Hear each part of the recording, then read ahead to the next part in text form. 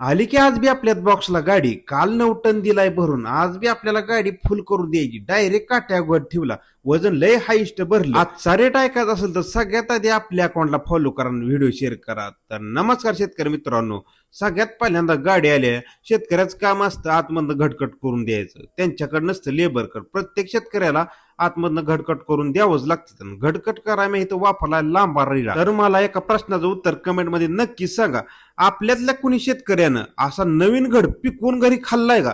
कुणीच नसेल खाल्ला मला तर वाटतंय, कारण मी तर अजिबात कधी खाल्ला नाही. कारण की आपण काय करतो, साईडला पडलेल्या गोंडा फाण्या नाहीतर पडलेला घड शेतकरी पिकवून खातो. कारण की शेतकऱ्याला वाटतं आपण खाल्लं की थोडं वजन कमी होईल, असं माझंही मत आहे. मी बी कधी खाल्ला नाही बरं का. खरं खरं कमेंट मध्ये सांगायचं, कुणी खाल्लाय का पिकवून घड? शेतकरी जे आहे ती सगळ्यांचा विचार करतो, पण शेतकऱ्याचा कोणच विचार करत नाही. शेती पिकेल तरच देश टिकेल. ज्याप्रमाणे पिझ्झा जसा ऑर्डर करतात तसं